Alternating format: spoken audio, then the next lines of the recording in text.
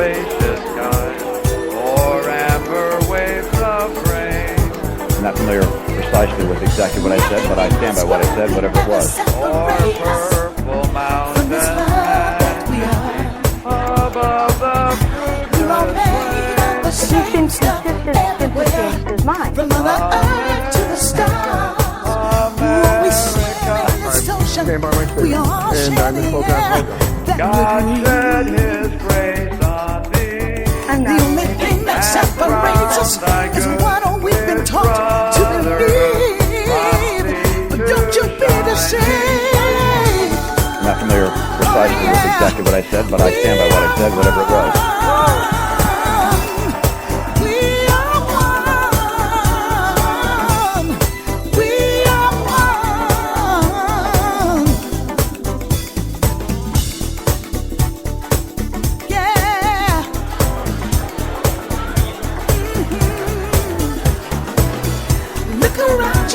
See the many faces you recognize, but you don't know. There's a deeper love inside that finds us, and it's everywhere you go. You see it in the eyes, feel it in the touch of a stranger's hand,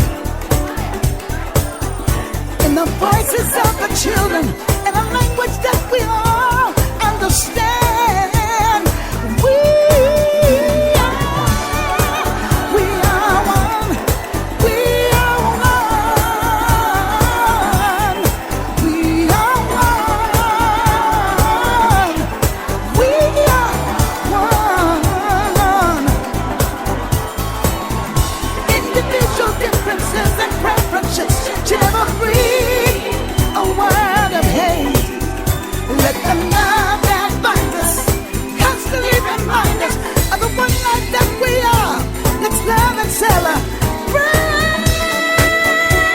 Oh, yeah. Oh, hello, Facebook. A good evening, Google. Hello, Twitter.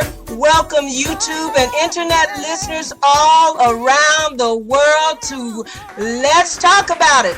Yeah. Woo! Oh, yeah. I am your host, the wild and wonderful Brenda White, coming to you live from the city, beautiful Orlando, Florida. And joining me to talk about it and always helping to keep you informed is my co-host, the uppity and well-read Jackie Lambert. Jackie, are you there? I am here. I'm right. Woo-hoo! The monkeys are glad to hear from you, too. And so am I.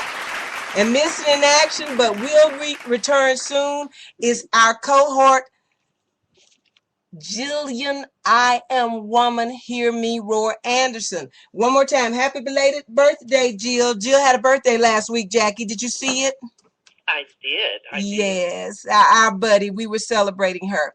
Okay, Jackie, so tonight's subject, y'all, and you know I don't create them. I just repeat it like I'm told to do. And tonight's subject is hold on to your britches. Oh, yeah, me and the monkeys love it. Yeah, and that's hold on to your britches, not hold on to your bitches. Oh, did I say that? Yes, you did. Okay, y'all, I keep telling y'all, Jackie is a mess. I know you think it's me, but Jackie is a mess. And her husband and her daughter, they are messes too. Listen, let me tell you guys something. Those of you who've been listening to the show for a long time, y'all know that's not true, right? You know, Oh, please. I am the sedate one. We thought you were going to tell us something, Jackie. We didn't expect you to come out like the Republicans telling tales. My brethren, the Republicans. What we going to do with them, Jackie? What us going to do, Miss Seeley? I really, really have no idea, because just when you think it can't get any worse, it does. It does. It gets worse. It absolutely does. And we keep telling ourselves it can't get any worse. They're not going to do that. And then they do. Yes, they do. Well, all right, Jackie. So what's our big topics tonight? What are we going to talk about? Well, tonight we're going to start out with something that we discussed last week, but this is just something fun to start with, because it was just such a funny thing that Jon Stewart did. So we're going to have an encore of Marco Rubio. Not he who, Jack, I made a sign and I said Marco Rubio teaching us how to sneak up on a glass of water 101. You still messing with him, Jackie? Oh, just one more time and then I'll let it go. Too funny to just one more time and then I'll let it go. Do you want me to play that now? Well, are you going to run on down the list for us of what our subjects are going to be tonight? Yeah. Okay. Okay, go ahead. We're going to also talk about Jesse Jackson Jr. Yes, so talk sad. about what happened with him since he made that request. Yeah. We're going to talk about the Conservative Political Action Committee, or CPAC. I'm sure glad you told us what the name of that is. That's what CPAC stands for. Yeah, the Conservative Political Action Conference. Excuse me, not committee. Okay, before you continue, I want you to tell me your version of conservative. What does that mean? Okay, do you want like the actual meaning of conservative or what conservative has come to mean? Yeah, I want to know the actual meaning because I know the Republicans are not representing it. No, they are not. Not as hoish as they are. Yes. Well, the actual definition of conservative is basically people who are careful. And what I mean is that it's not that they are opposed to progress, but they are suspicious of progress. Say that one more time, Jackie. It's not that they are opposed to progress, but they are suspicious of progress. Uh-huh. William S. Buckley Jr., famous conservative William S. Buckley Jr., he once said the job of conservatives was to stand astride of history and tell everyone to stop and go no further. Okay. But conservatism in our political sphere has pretty much meant people who. I thought it meant hoeing and pimping. No, don't want things to change. That's hoeing and pimping been around for a long time. You just always got to go there. Well, Jackie, because hoeing and pimping, it's been around so long, and it kind of touches on just about everything. You know, you can always bring something back to hoeing and pimping, and the Republicans have given new meaning to it for me. You can. Everybody. Yeah. Welcome to the chat room, Jimmy. May I just say that under conservative ideology, this, for instance, the fights that we have about abortion and immigration and a whole lot of things would not be fights because they are conservative, and gay marriage and stuff like that, because there is a conservative argument to be made in favor of those things. Well, Jackie, but every time you find a conservative claiming to make an argument for whatever, they've been doing it. They've been doing the very thing that they're arguing against. The very thing that they tell us they don't want us to do. Like Joe Walsh, Lord, not Joe Walsh. Like poor old Joe Walsh, who's gone, praise the Lord. But he was on YouTube ranting and raving about how he'll never put one more dime on the backs of his grandchildren. He won't let this president do it, and he wouldn't feed them either. Wasn't even paying child support, but he considered himself a budget hawk, conservative, Tea Party, wasn't it but a pimp. You see, came right back to. Well, I see how you came right back to that. Okay, and then you have those who are just standing up in arms over abortion, and what do you find out they doing? They're trying to make their woman get an abortion. Yes. You see, pimping, hoeing, all up. There we go again.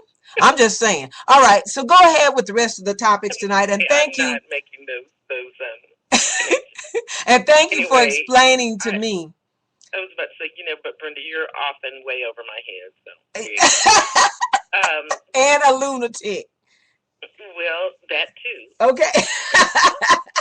Okay, continue on, Jackie. I just had to stop you and ask you. I've been intending to ask you that for some months now. Would you please give us the definition? I mean, we talk about that from time to time, but Yeah, I mean, Yeah, I just like to have the amazing. real definition as opposed to the conservatives and the Republicans' definition of any word that they are always screaming about. Sad.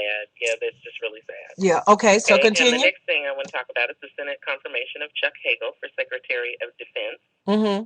Far later than it should have been. And I want to end up this first hour with sequester politics. Oh, you mean Senator Hagel, the one who could have talked to the brotherhood of Girl.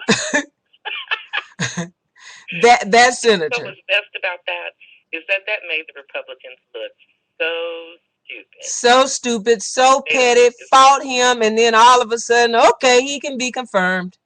Yes. Fought him, slung this man's name through the mud. Now, I don't have any proof of this, but he could have been talking to the Muslim Brotherhood, the poo-poo. He's a secret member of, what is it you call it, the Moo-Moo tribe? The Moo-Moo tribe, the poo-poo tribe, and the Black Sisters of the Puck You Foundation. Yes. He could have gave a speech there, but I don't have any proof of it. And every time I hear them, every time they play that clip of that crazy ass senator saying that mess, I always saying you could have been pucking monkeys too. Yeah. And I know Senator Hagel wanted to say it so bad, something like that. And you could have been smoking crack. That's what I would have said to him, respectfully, because that's how crazy his thoughts were coming at this man. He's mentioning an organization that didn't even exist, but this man could have spoken to him. He could have received $200,000 from him. I know, that's just crazy. It's just crazy, and Jackie, it just you look at them and you wonder, did you really go to college? Did you really graduate? Wait. The thing about Senator Cruz is not only did he go to college, he went to Harvard Law. Get the fuck out of here. He was at Harvard Law along the time that President Obama was. Get the fuck out of here. Mm-hmm. Yeah. You know, it's amazing. Who else was Santorum? He had, 4 degrees, Jackie? 3 or 4, yeah. 3 or 4, and I believe he had master's degrees. Yeah, I think he's... And crazy as a damn Betsy bug. Yeah. Well, sweet Bryn, too, though.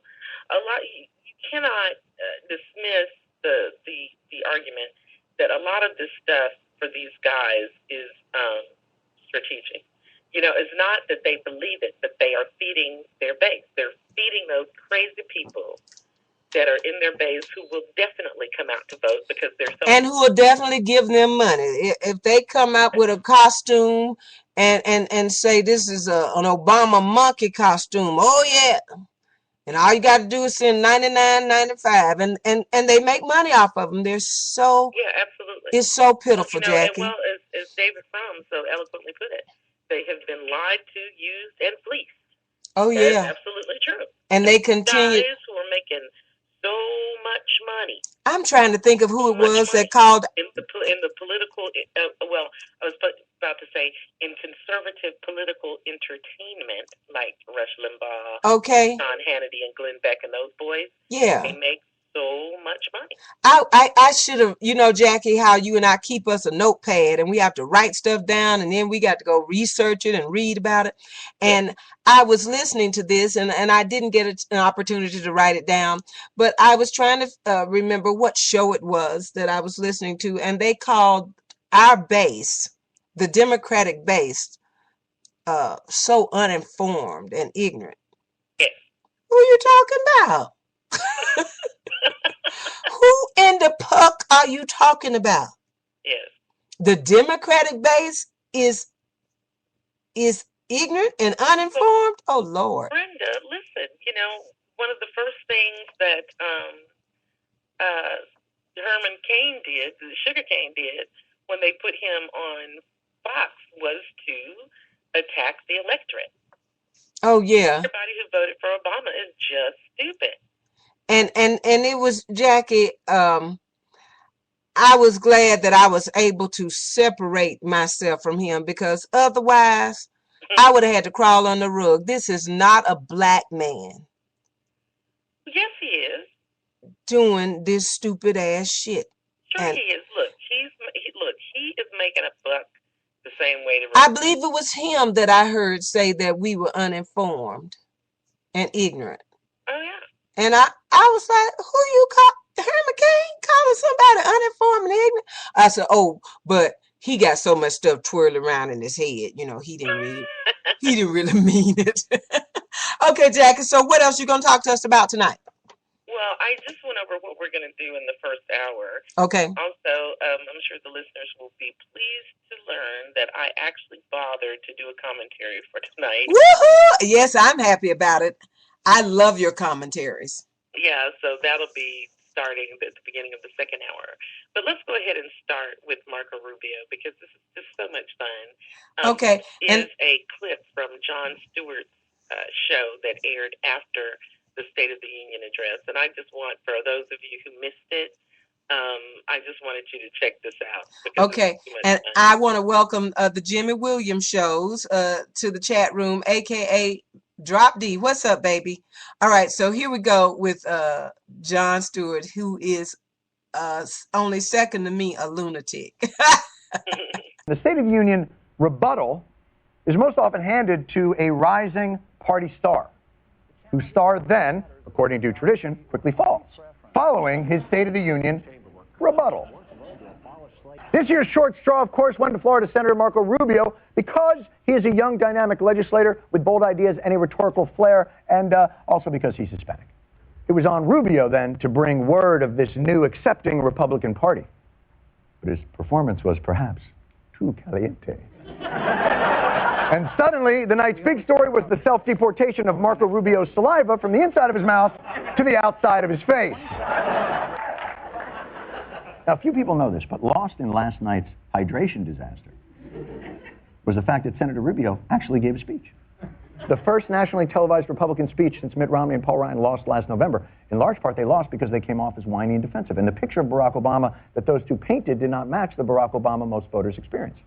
So the big question for Rubio's response was, what lesson here had the GOP learned? He accuses us of wanting dirty water and dirty air. He accuses us of wanting to leave the elderly and the disabled to fend for themselves. His favorite attack of all is that those of us who don't agree with him, that we only care about rich people. But anytime anyone opposes the president's agenda, he and his allies usually respond by falsely attacking their motives. I mean, it's just so hurtful. It's enough to make a man post files. I'm sorry, I mean, glow.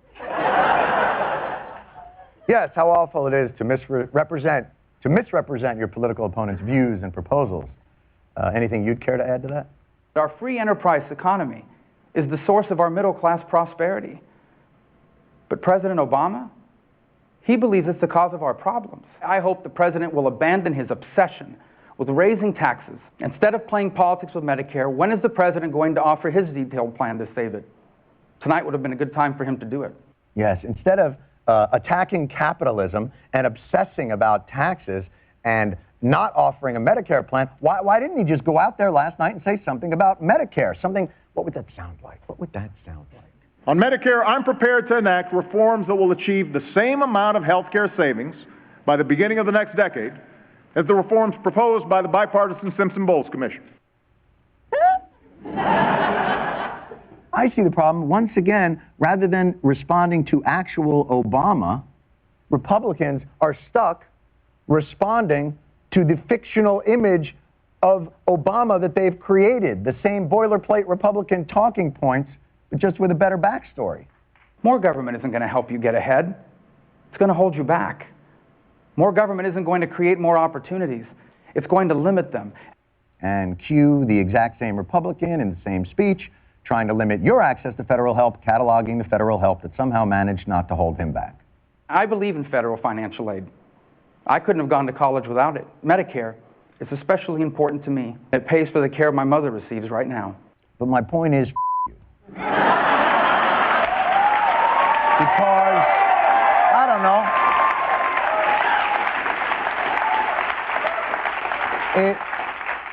it makes you dependent. what are you going to do? So Republicans, little tip. As you're feeling around for a new party strategy, if Paul Ryan doesn't work, Pablo Real is not going to help. Jackie, that was wonderful. Don't you love that? I absolutely love Jon Stewart. Yes, but all the points that I wanted that I like to make about the Republicans, he does in that one little clip. And I just absolutely love it because it is so true. And they keep wondering, how come the American people aren't responding to their message? Because your message is stupid. Your message sucks. President Obama every day, and he is not that guy that you know, they always have the super secret. Yeah, and he's using drones, and he didn't invent drones. Oh well, that shit was there when he came in. I think that if the Republicans could bring themselves to just talk about President Obama as he is, and to really engage President Obama on the things that he is doing, as opposed to the things they're afraid he may do.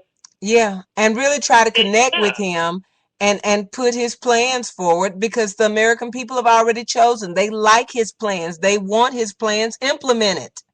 Yes. Well, you know, Brenda, apparently they do not care about that. No, they don't. Yes, they just don't care about that. So I really don't get it. And it seems that, just like I said last week, they just seem to have nothing. They just seem to be out of gas. They have nothing, and Jackie, they are the most petty little mofos I have ever seen in my life. Yeah, they're I mean, like, you are not allowed in this party to show this president any respect, or we ain't talking to you no more. Yeah, absolutely. Well, just like what's happening with Governor Chris Christie and CPAC. Like Governor Crispy gives a puck. Yeah, and so can we go ahead and talk about CPAC? Yes, please. Let's do. Okay, now CPAC, as I said before, is a Conservative Political Action Conference, is a political organization that was formed to advance what they call their conservative agenda. And what their agenda is largely is the Christian conservative movement. I really get offended because they refer to themselves as Christian, to make all the rest of us who are Christians look bad. Yes. And they also are like as you were saying last week, the white right. The white right, yeah. That was a good slip of the tongue, wasn't it? Yeah, but it's very true. Very relevant. So now CPAC, they are having their national conference in March, and this thing is covered by the media so heavily just because you're going to hear some crazy shit. Yeah. Get together. You're going to hear some outrageous shit. Okay. The CPAC people get together. Jackie, I have never watched it before, but this time I think I might tune in. Well, I watch bits of the speeches because they've had, Rush Limbaugh, and they love Herman Cain and all these people. Well, for instance, those who have been invited to speak at CPAC in March are Marco Rubio and Sarah Palin, your favorite Rick Santorum, Newt Gingrich, and Paul Ryan. And they have also invited Mitt Romney. Yeah, can you believe it? At their convention. But now, even though they have adored Chris Christie for such a long time. Oh, yeah, and pleaded with him to run.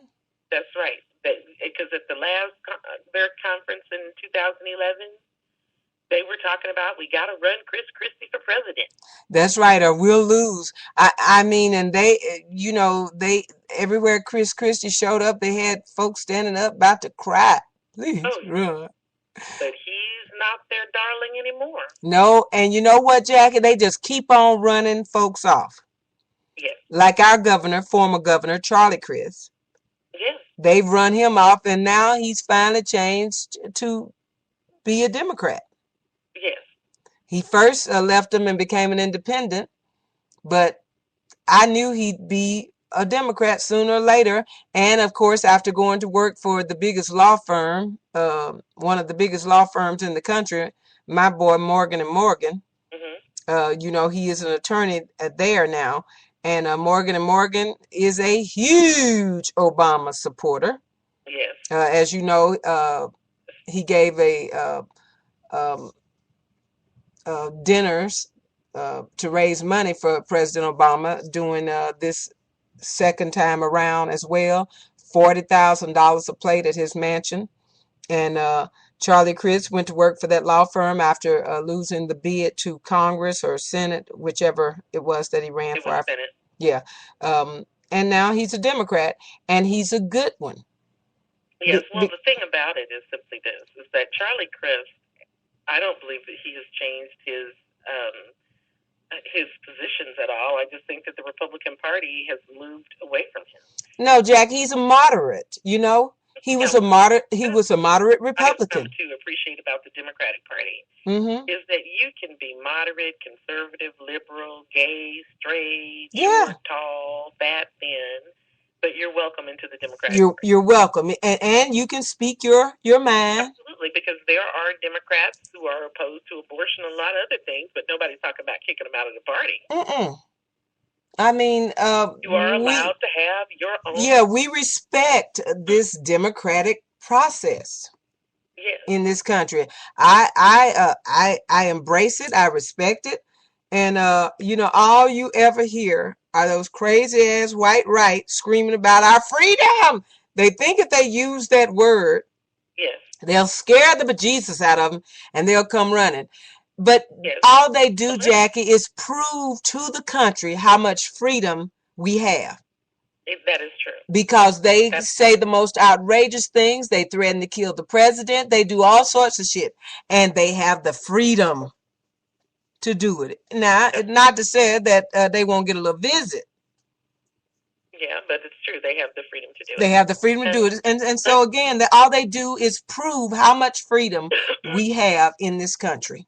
Yes, and the reasons that Chris Christie, who was their superstar for so long, who is now on the outs with them, started when Chris Christie praised the president for his response to Superstorm Sandy. Yep. And what people were saying was that he didn't have to praise the president. He didn't have to say nice things about the president.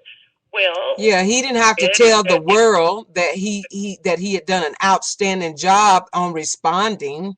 Yeah, and what Christie said was what I felt was the simple truth, is that if the man did a good job, he's going to say so. Yeah. And then, of course, he didn't have time for photo ops for Romney and then went on TV and said he didn't give a damn. Yeah, that's true. And then also he is perceived by conservatives as not pro-gun enough. And he is also talking about climate change, which the conservative lobby wants to pretend does not exist. Oh, and you want to hear the latest thing, the very latest thing? Please, I do. On Sunday night, on Academy Award night, First Lady Michelle Obama made a cameo at the award ceremony. Oh, Lord, yes. The reason that she was so dolled up was not because of the Academy Awards, but it was because they were holding a dinner at the White House for the state governors, because the State Governors Association has been meeting in Washington. That's right. Guess who was seated next to First Lady Michelle Obama? Who? Chris Christie. Oh, shuck it now. Yeah. So. Oh yeah, Jackie, now he's done it. Yes. He is just fat out disobedient. Not flat out, but fat out disobedient. Oh, yeah. He has slapped the Republican Party in the face. Yes. Well, and what would Rush Limbaugh say? Don't ask me to explain this. I can't explain it. Yes. Well, I find this absolutely hilarious. But the thing about it is, this time now for Chris Christie, to me, it says that he definitely intends to run for president. Yeah, and Jackie, Chris Christie. Now, Brenda, wait a minute. But what is sad for him, if he chooses to run for president, cannot run as a Republican, because as the Republican Party exists right now, he would never make it through the primaries. Has there ever been an independent nomination? Has there ever been an independent that won the presidency? No. No, I don't think so. But you know what? Chris Christie is going to have to run as an independent he's not going to talk that insane shit. Yeah, well, that is that's going to be his big problem unless he starts talking that insane shit like Mitt Romney and Yep, Jackie. I you know, John McCain did. I don't know though, Jackie. You know, he might can pull some Democrats and some sane Republicans, and of course he can pull independents. But Brenda, what I'm saying is simply that first he has got to get through a Republican primary. That's right, and he will not make it. Nomination. You're right, Jackie. The second thing is that if he decides to run for president as an independent, that is a huge lift because it is hard to get the campaign organization. It is hard to get the money. It is hard. It is just hard. Yeah. And since an independent has never won, I don't think right about now they're going to do it because number one, I mean, the Democrats are not going to, he's not going to get that support. No. That's impossible. Hillary Clinton, this is hers for the taking. I know that everybody says that, and it does seem that way, but I just want to say one other thing. I don't think she's going to run, though, Jackie. Brenda. I'm sorry. Brenda. In 2008, it was hers for the taking, remember? Yep. I don't think she's going to run because I think Joe Biden has that sewn up. And I don't think they're. I just don't know how they're gonna do this, Jackie, because both of them are so respected. And you know, during the primary, you got to really beat up your opponent to make it there. Listen, I cannot make any speculations on this at all because I am not convinced that Joe Biden wants to be president. Really? I tell you, I'm really not.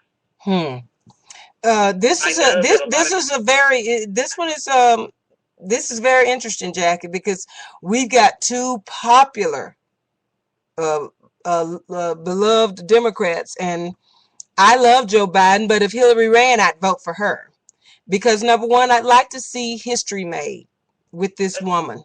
Yes, but the other thing, and also speaking of history being made, South Korea has their first female president. Get out of here.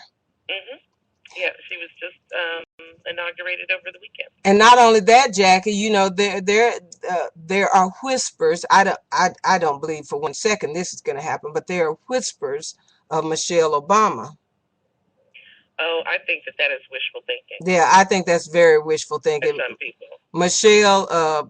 Michelle does not like this game. No, she doesn't. Not at all. And you know, the way she looked at John Boehner at the inaugural luncheon, she'll be cutting a whole lot more of them.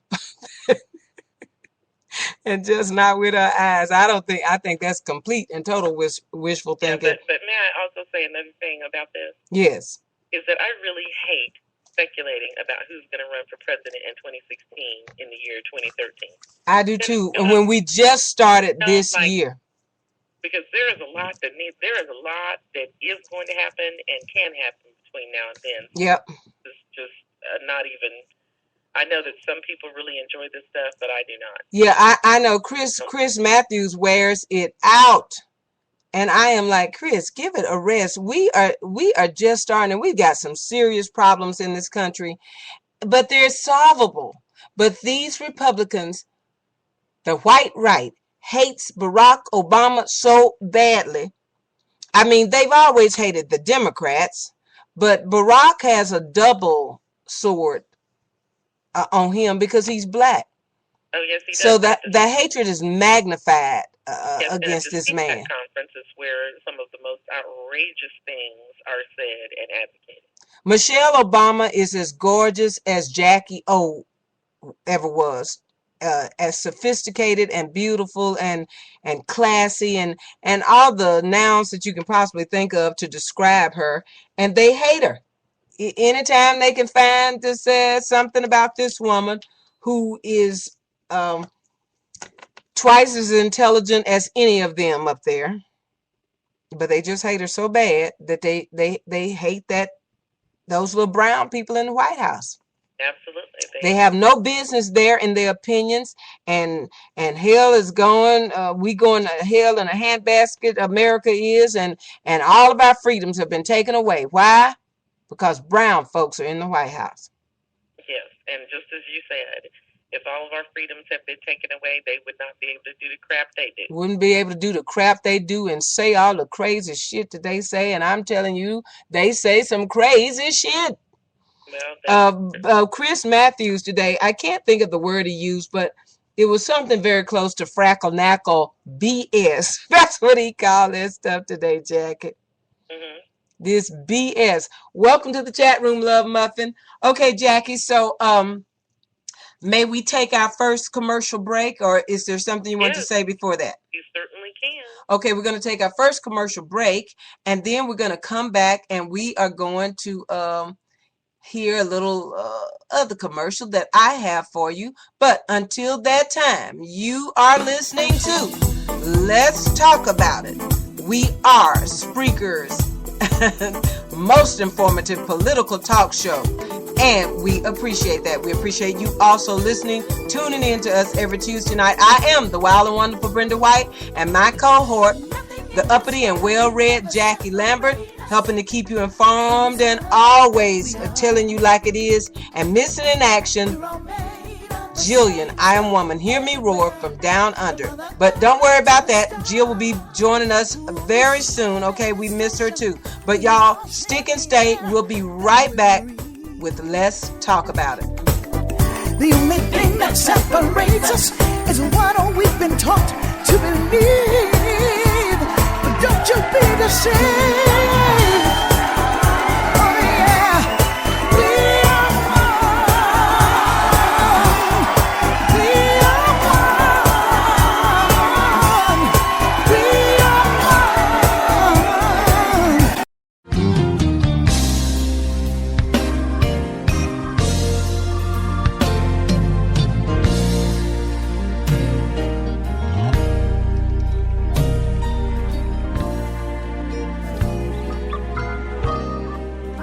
Hi, this is Brenda White of The Brenda White Shows right here at Spreaker.com, inviting you to join me every Tuesday night from 7 until 9 p.m. and every Wednesday night from 8 until 10 p.m. Eastern Time for words of inspiration and prayer from the altar with Pastor Mitty Collier. Pastor Collier is that same Mitty Collier that made the huge hit for Chess Records, I Had a Talk with My Man, last night. Pastor Collier will tell you today that she is still talking to her man, but he is the man upstairs. And you can hear that in her single, I Had a Talk with God, last night on her new CD, I Owe It All to the Word. Pastor Collier is also the pastor of the More Like Christ Fellowship Ministries, 8201 South Dobson Avenue, Chicago, Illinois. But if you join me every Tuesday and Wednesday night for words of inspiration and prayer, I promise you a shouting good time, and Pastor Collier will deliver a message to you like none other. So join us every Tuesday and Wednesday night right here at Spreaker.com for words of inspiration and prayer from the altar with Pastor Mitty Collier. And I'll see you in the chat room.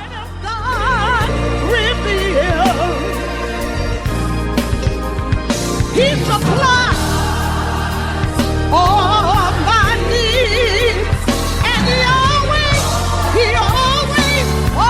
succeeds. Ooh, I'll stand on the promise of the Lord.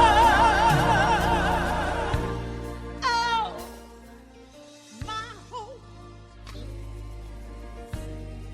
Okay, you are back with us and Let's Talk About It.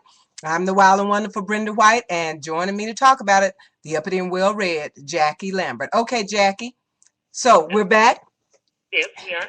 And what are you going to talk about with us now? Okay, well, we wanted to talk, I just wanted to talk very briefly, well, because you asked me to put this on the schedule. Yes. Is about Jesse Jackson Jr. Pleading guilty to corruption charges. Yes. Yes, and he pled guilty on, I believe it was February the 20th, to corruption charges. And when did he resign his seat? I'm sorry? He resigned his seat in what, November or something? Yeah, he resigned his seat. It's real funny. He resigned his seat after he was reelected. Isn't that something? Mm-hmm. Yeah, but he pleaded guilty last Wednesday.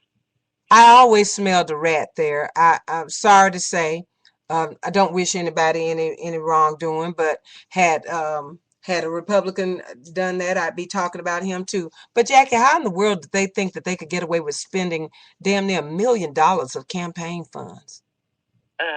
If you want to let me finish now. You explain it to me. All right, come on. You know, I love British how it says, "Oh, I want information on this story." Okay, I get the information, and then I start talking about it.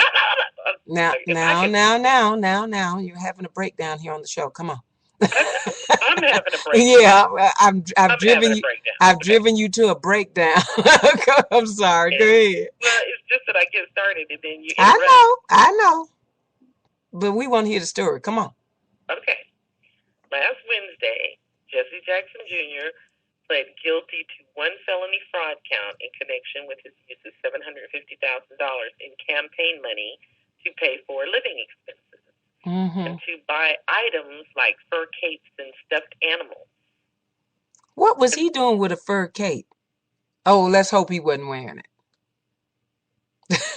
As part of the plea agreement, prosecutors recommended that Mr. Jackson receive a sentence of 46 to 57 months in prison. Woo. I know. I was surprised at that because I thought that they would, probation. Jackie, this is just the dumb agreement. And I'm thinking, what kind of time was he looking at if in his plea agreement the prosecutors are recommending 4 to 5 years in prison? Yeah, Jackie, this is just the dumbest thing that I just can't understand it. This is so damn dumb. How did they think they could spend that kind of money and not get caught? The federal judge overseeing the case is named Robert L. Wilkins. Mm-hmm. He's scheduled to formally sentence Mr. Jackson on June 28th, and so we don't know what that sentence is going to be. And Mr. Jackson said in court that for years he lived off his campaign. And he said that he used... Jackie, Jesse, this man is a congressman, right? Yeah, he's been a congressman for a long time. Don't they get paid a salary? Yeah, a pretty good salary. I thought the senators and congressmen on Capitol Hill got paid. Yeah, they do get paid. So what the hell is he talking about? He lived off of his campaign. Well, I guess that whatever he was paid was not enough to support his lifestyle. And then the other thing, too, is that his lovely wife, Sandy, she also pled guilty to filing false income tax statements. Oh, because apparently this money they were spending, of course, they didn't put it on their taxes. And the prosecutors in that case are asking to have her sentenced to 18 to 24 months. Well, Jackie, from a year and a half to 2 years. How did they think that they could buy a mink cape, Superman cape, and not get caught? Okay, maybe I'm exaggerating. Maybe it wasn't a Superman cape, but yeah. But he bought something like a guitar of Jimi Hendrix or something, didn't he? I don't know, but he did buy some Michael Jackson. Yeah, I believe he bought one of Jimi Hendrix guitars for $19,000 or something. Just ridiculous. The thing about it is simply this: that what the money was spent on was ridiculous stuff. Ridiculous stuff.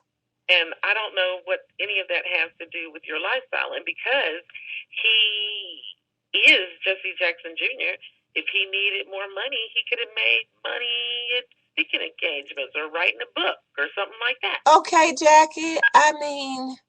I was just baffled by this, but I knew when he resigned and they started talking about he was bipolar and he was, I said, I smell a rat.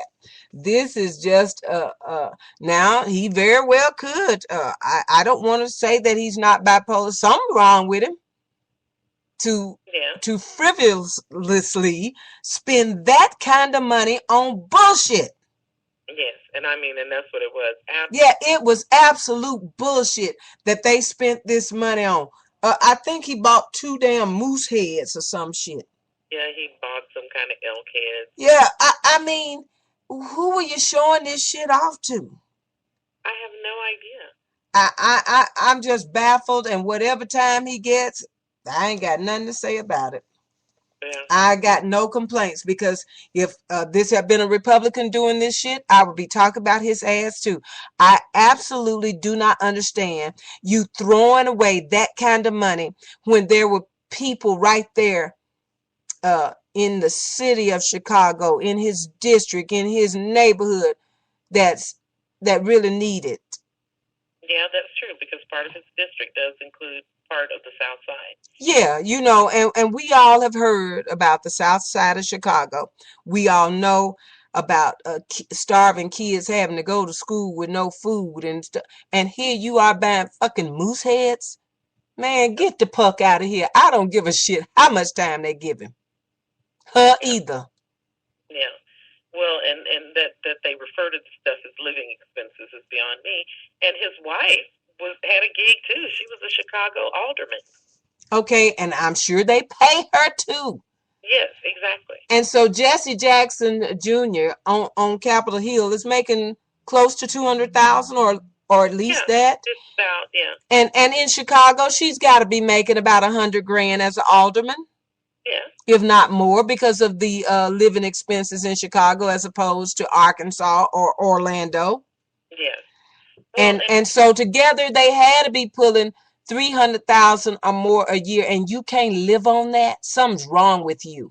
And you know, the thing that I think about in reference to this is simply that Barack Obama is also from Chicago. Barack Obama is also from the South Side. Yeah. He was elected to the Senate. His wife was back in Chicago with the girl. Mm-hmm. President Obama, well, being Senator Obama, he lived in a little crappy studio apartment with like a desk and a chair and a mattress on the floor. Okay. Do you understand? Yeah. Because D.C. was not his home. Right. And so he and Michelle were not going to spend a lot of money on living arrangements for him in Washington. Yeah, and they weren't trying to make it their home. That's right. And when he was going to be home every weekend, and they were not going to spend beyond their means. Mm-hmm. Even though Michelle was making $300,000 to $350,000 a year in her job. Mm-hmm. Think about that. And the Senator Obama is making, I think the senators make a little over $200,000 a year. Mm-hmm. So their household income is around $500,000 a year. Right. But he is sleeping on a mattress, on a blow up. Okay. You know, Jackie, if he spent this money on neighborhoods, investing in building better homes for poor folks or something, then I'd be in Chicago fighting for him. Don't give him no time. But they just. But even so, Brenda, look, the rules are clear. That's right. The rules are clear. He knew the rules, and he was too high profile to think that he could get away with that kind of shit. Well, but I think that was one of the other problems too, is that he saw himself as being really high profile. Yep. And live the way high profile people do. And I would be very interested to know what role his relationship with his father had to do with all this mess. Now, I don't want to sound like these crazy ass Republicans, mm-hmm. but I ain't one to trust Jesse Jackson too much. Never have. No, I'm not a fan of Jesse Sr. either. Yeah, I'm not his fan. That. But I ain't gonna go as really, yeah, but this is just a really sad. Yeah, it's sad story because I remember seeing Jesse Jackson Jr. when he was a youngster and when he was just elected to Congress back in 1995. Yeah, and Jack, he disappointed us. I'm sorry? He disappointed us. Yes. You know, I mean, it's sad to say, and maybe it's a little too much pressure, but you're really carrying a people on your back. You know, we have enough things to live up to, but you were really carrying a people on your back, and how could you disgrace us like that? Yeah. And so I have no sympathy for you or your wife. And again, I say, if you took that money and they found out that what you did with it was bought food for poor folks and help pay poor folks light bills and put them in a better place or pay for some black child going. People's mortgages like Barack, yeah. Yeah. Or got caught putting some black child through school with your campaign funds, then I would have some pity for you. But like Jackie said, the rules are clear. You're a lawmaker. The last thing you want to do is break the law. Yes, it would seem that that would be the last thing you want to do, but Dumbass. But here they around here buying fucking mooses heads and guitars and Superman mink capes. I have no absolute greed landed your ass where you are. yes. And so you get no sympathy from me. All right, Jackie, I guess we done fussed enough about that. Well, I guess you have, but I know you enjoy fussing so much. You sure you don't want to? Well, you know what, Jack? I'm extra hard on him because, again, you might not want it, but if you take this kind of job, you are carrying a people on your back. Yes. Because we get enough bad raps, you know?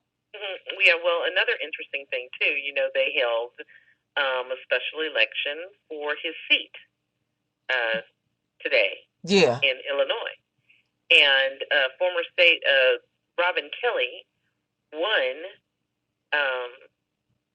her primary. Mm-hmm. Yes. Now, who is Robin It's Kelly? really surprising because there were a zillion people running in that primary. Mm-hmm. This woman, Robin Kelly, she is being backed by Mayor Bloomberg's group out of New York. Mm-hmm. Is she black or white? She's black. Really? And she won the 2nd congressional district primary this time. And people were expecting that they were going to have to be a runoff and this and that because there were so many people running. Mm-hmm. That woman won 54% of the vote. Wow. How about that? Impressive. Jackie, speaking of black women, do you know if the black mayor out of Utah or wherever it is, the Republican black mayor, has she been invited to C-SPAN? Do you know who I'm talking about? Oh, you're talking about Miss Love? Yes. I don't know. Okay. All right. I believe she had a seat at the Republican convention. Yeah, she did. And they're looking for her to be a star, I guess, in their party. But no, they're not looking for her to be a star now because she lost her congressional race. Oh, did she? Yes. Don't you remember the reason that she was so prominently featured at the Republican convention was because she was a candidate for Congress. Oh, that's right. Yeah, and once you lose, they got no use for you. In Utah. Yeah. That tells you something, doesn't it? Okay. Okay. But anyway, Miss Kelly, what makes Miss Kelly's win so noteworthy is that she was backed by Mayor Bloomberg's group. Mm-hmm. And they're huge progressives, right? Gun violence. Well, Mayor Bloomberg has formed this political action committee to combat the NRA. Mm-hmm. That's right. And Miss Kelly, they backed Miss Kelly. And that's another thing that's interesting. Mayor Bloomberg, he was a Democrat, he was a Republican, now he's an independent. Okay. It's like... And I understand that they're gossiping all over the networks that he's going to run for president as well. I don't think he can beat Hillary or Joe Biden if it comes to that. Well, and the thing about it too is, we're about to get off on another subject. Okay. I just want to make this point. Okay, that's all right. Go ahead. Bloomberg is a billionaire. Mm-hmm. And he's one of those type of people who could finance his own campaign. Right. So he would not need the party machinery mm-hmm. for that. Yeah. However, one of the things that we've seen over the last 4 years, mm-hmm. people financing their own campaigns, is that they're losing. Mm-hmm. You think about Linda McMahon in Connecticut. Yeah, she got stomped. The arena out here in California. Mm-hmm. Let me see in there. And if our fool ass governor, he financed his own campaign, spent $56 million to beat Alex Sink here. But I don't give a darn what he spends this year. He's not going to win. Oh, I'm sorry, 2014, right? Yeah. He's not going to win here. and I want to get back to your governor in a minute. Yes. But what we're starting to see is that people who finance their own campaign, they don't get that grassroots buy-in. Like, for instance, of course, like President Obama is just, off the charts in that regard. As Right. far as getting grassroots buy-in. They buy in with their money. They support you with their money and with their votes. People who finance their own campaigns, they don't get that kind of buy-in. And also, I think that the electorate has come to kind of resent it. Yep. And Jackie, another thing, Barack had such a head start on them with this internet thing. He really understood what the internet could do for him. And the Republicans are so dinosaurish. Is that a new word? Yes, that is. I just created a new word. I that. love it. Okay, they are so dinosaurish. President Bush, W, he didn't even learn how to use the internet until 2 or 3 years after he was out of office. And of course, John McCain just learned. What, you mean George H.W. Bush? I mean, our last president before Barack. Oh, you mean George? So you did mean W? Okay. Yes, yeah, W. Wait a minute. Do you mean to tell me that W did not? No, Jackie, don't you remember that it made big news, girl, the day that he learned to tweet and send an email. Oh, Lord. Oh, it was big news on the TV. And I just thought, good Lord. And of course, John McCain learned nothing through his campaign as president. He didn't even know how to use the computer then. Well, and of course, he thought, I don't know nothing about that. Well, Barack did. And Barack just outdid these cavemen with this internet thing. It's not just computer usage. It is community organizing. Oh, yeah, that little, they laughed at him about that. Yeah, I heard a Republican say something on the news last week that was absolutely hilarious. And it was an admission that he did not want to make, but he had to say it. It was one of those Republican strategists. Yeah. And that was, well, we Republicans, we've always made fun of President Obama being a community organizer, but I have to say that his ability to organize has really been his strength, and that's something we Republicans are going to have to learn about. Say it ain't so. What? Okay, Jackie. I guess a community organizer is something like that. Okay. Well, Yeah. Community organizers, that sets the stage for you organizing the community, the city, the state, the country, the world. That's where you start right there. And he knew all about organizing, didn't he?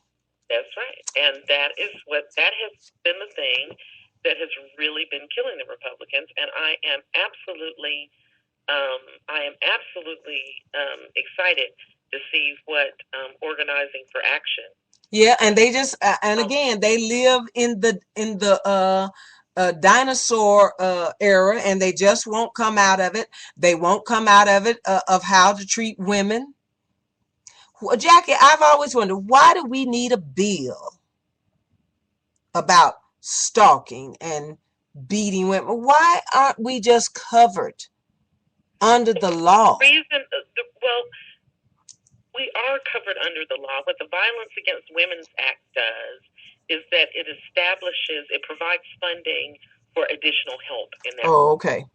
Because women, who are beaten or who are sexually assaulted and things like that, they have more issues than, and I don't want to minimize this. I was about to say, than just being assaulted, but it is not just assault or simple assault. Yeah, but we're always having to put something extra on the book for women because of these bastards who live in the 15th century.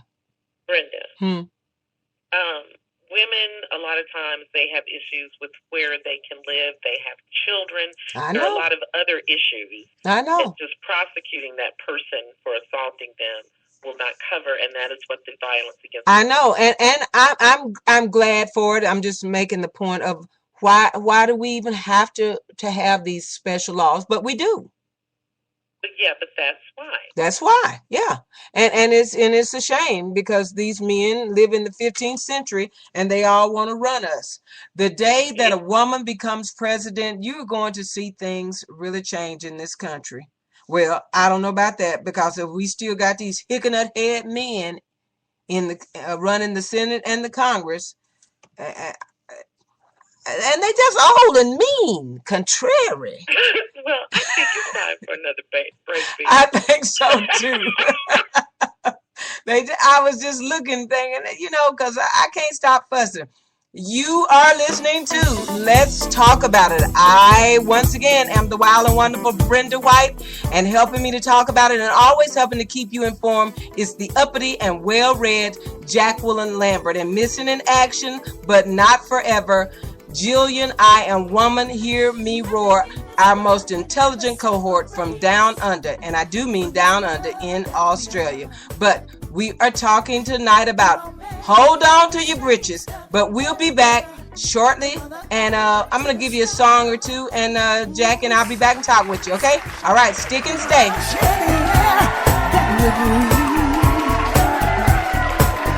The only thing that separates us is what we've been taught to believe. Don't you be deceived. Oh yeah, we are one. We are one. We are one.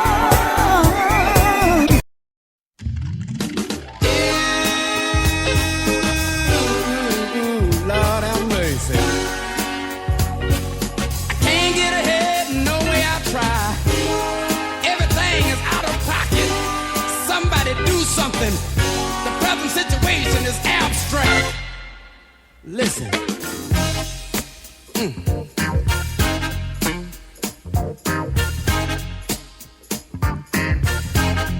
Listen.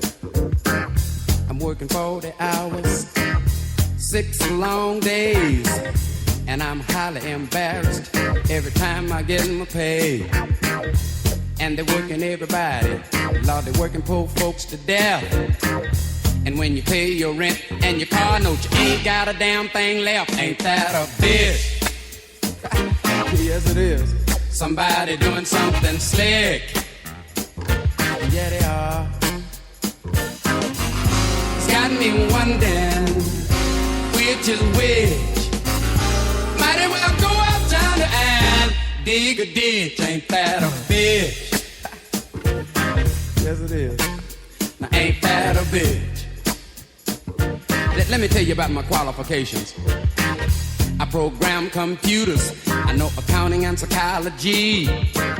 I took a course in business, and I can speak a little Japanese. I thought, son, got to work 2 years to get 1 week off with pay.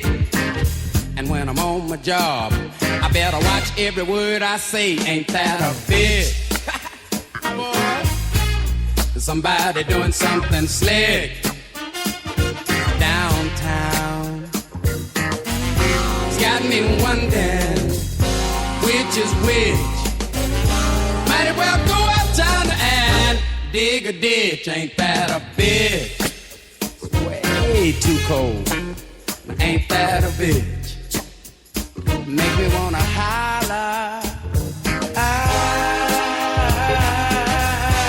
Lord, Lord, Lord have mercy to see. Won't somebody please help me to see? And Lord, I wanna play the guitar. Come here, guitar.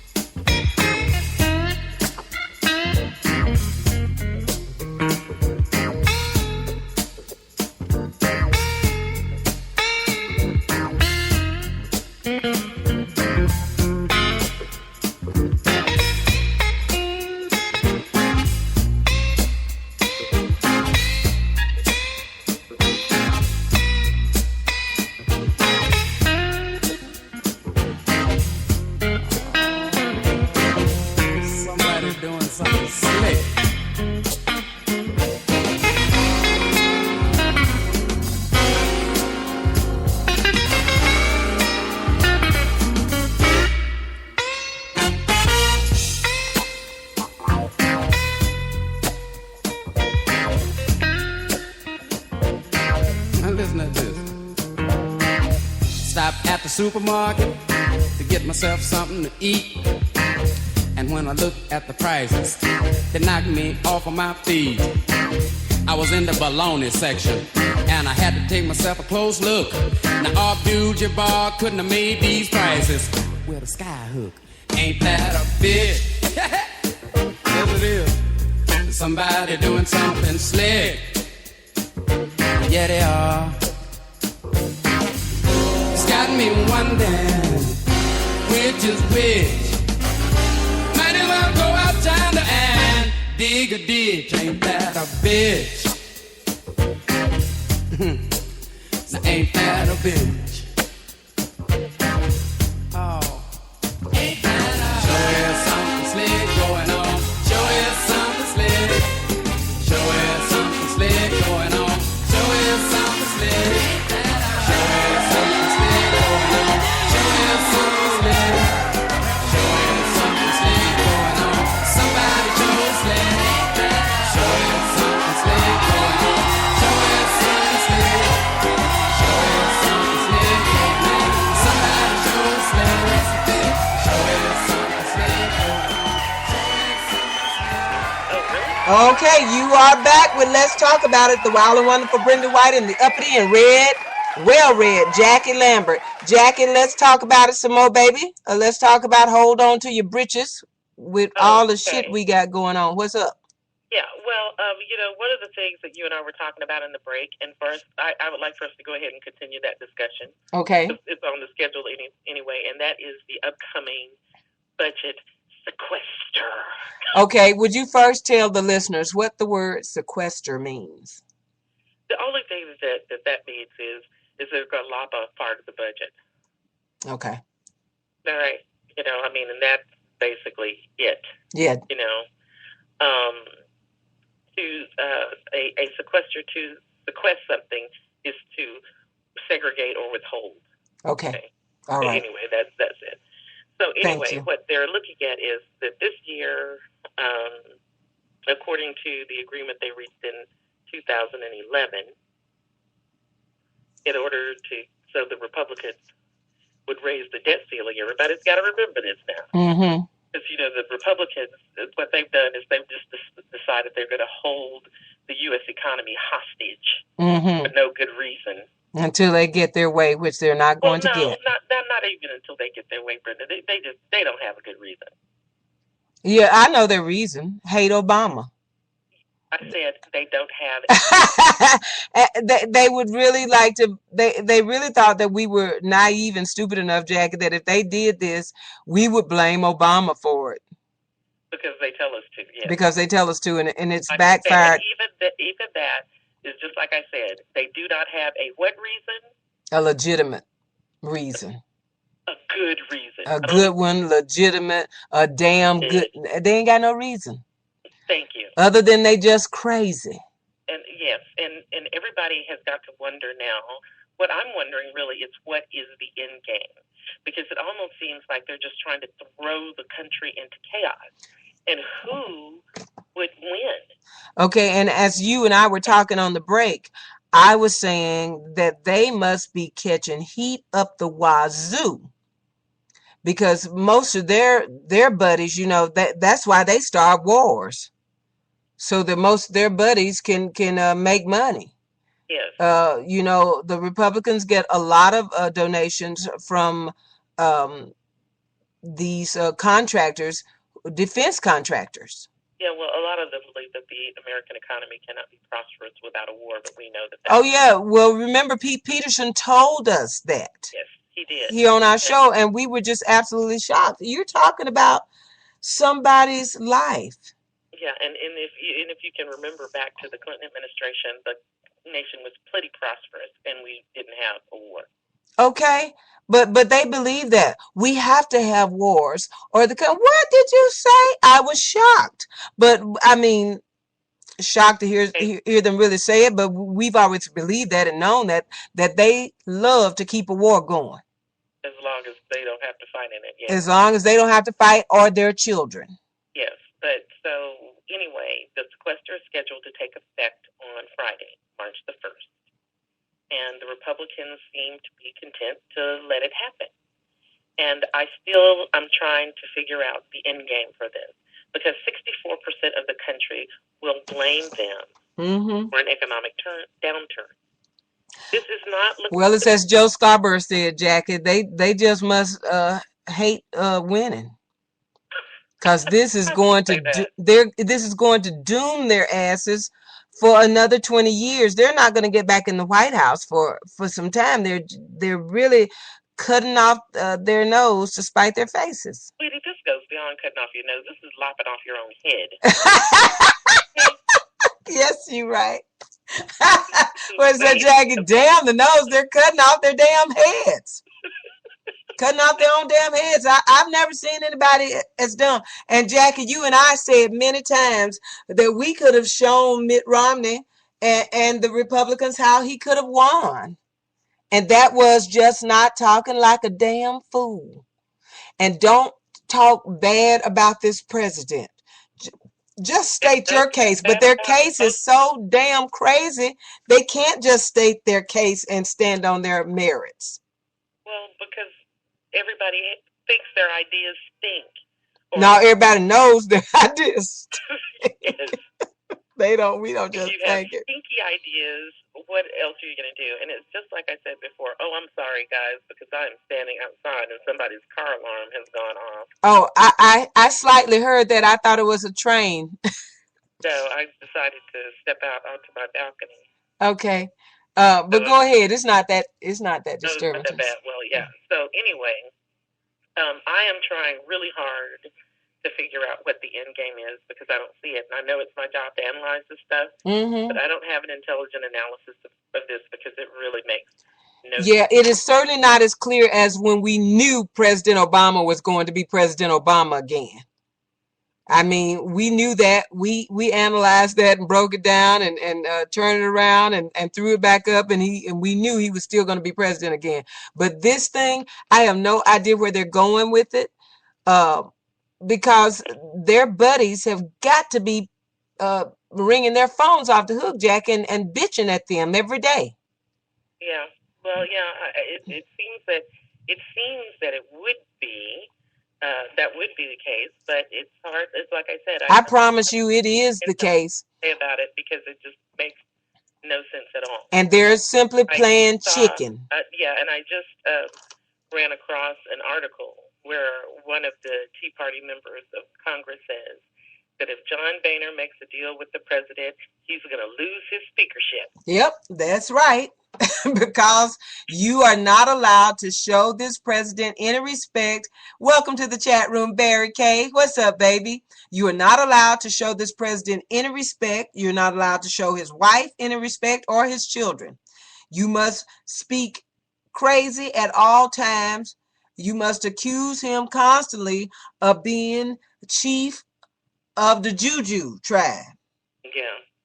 And Brotherhood of what's the organization that doesn't exist? Oh, the Friends of Hamas. Yeah. You must accuse him of palling around and taking money from Friends of Hamas and any other crazy ass shit you can think of. You got to, as Rick Santorum said, take one for the team. Well, I don't get it. I'm just looking at posts that Paul Krugman, the Nobel Prize-winning economist that writes for the Washington Post. Yes. He says that that what keeps austerity, Reaganomics, and the American conservatives alive today is the fact that if the practitioners admit their methods have nothing but a decades-long record of failure behind them, then those practitioners will be out of a job. Okay, Jackie, Barry K is a DJ out of Kansas City. Yes. And he wrote in the chat room, the GOP has decided to punish the rest of the country for re-electing Obama. They don't care about the sequester. That sounds like a pretty good reason to me.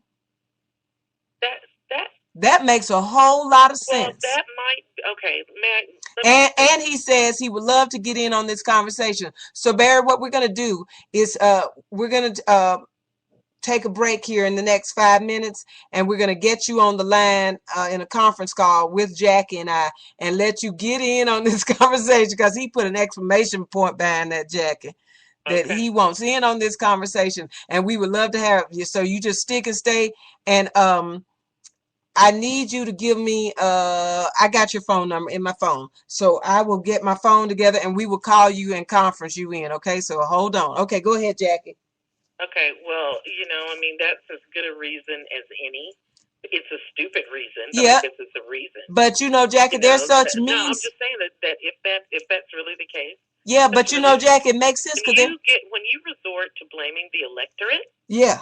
That means that you are in deep doodle. Yeah, that and Jackie, they're resort right there. They're crazy, and that reason makes more sense to me than anything. Well, Brenda, it is the only thing that would make sense given what they're doing. Yeah, I mean, because it's like I said, I cannot provide you guys with an analysis of this because there isn't even any sort of historical thing that I can point to and say back in 1920, yeah, the Democratic Party did this or something. I mean, I have to tell you guys, I've got nothing. So I guess maybe I need to be fired. Look, I've been thinking about this. Well, at least, Jackie, you just don't make up shit. Well, I mean, like Turd Blossom and Dick Morris and the rest of them, they just made up shit. And Fox was paying their asses. And then when they realized that, damn, we've been snookered. Yeah, that's what y'all do to each other, just snooker each other. It's Fox News. Let me just say that they knew good damn well they hadn't been snookered. There's some people because their polls, Jackie, show Obama lead. You're right. Exactly. I was about to say there are some people at Fox News who share in the same reality as the rest of us. It's just those other people, the ones they put in front of the camera. Yeah, at Fox News. For them to blame Dick Morris and Turd Blossom and the rest of those jackasses for telling them that they let Turd Blossom keep his job, though. Yeah, telling them that Obama was going to lose by 8 points and 16 points and shit. Their own polling, Fox polling, had Obama leading through this whole thing. So, that was just wishful thinking on their parts. Yes, but it made them look completely. Yeah, it made them look completely and totally incompetent to have these fools on here telling you this shit. Yes. That's all they were telling was pure shit. That's true. That's very sad. So they deserve whatever they got. And then, of course, why did they fire Sarah Palin? Because her appeal is not as broad as it used to be. Damn. Imagine that. Yes. And because she never has anything to say. Okay, Jackie, the vernacular of the versacular.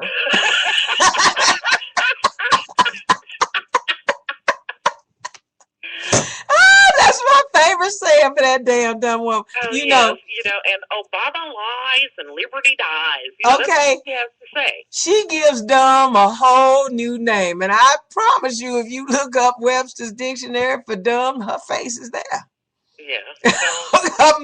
Her mug is right there. The definition for dumb, Sarah Palin. and I just don't understand how they took this woman seriously. I mean, and when wait a minute. Yes, you do understand because I'll put it this way.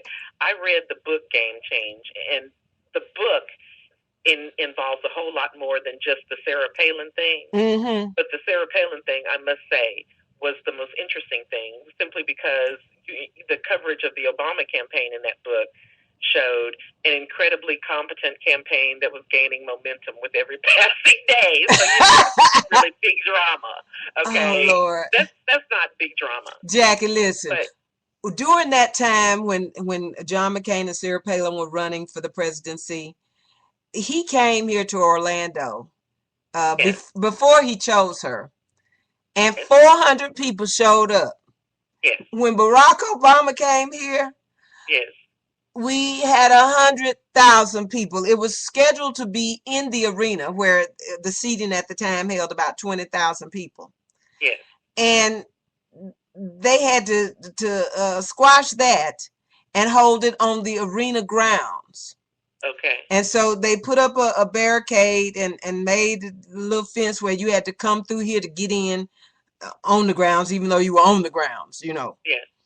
And I'm telling you, they had at least 8 snipers on top of the arena, helicopters of all kinds, news, police, otherwise.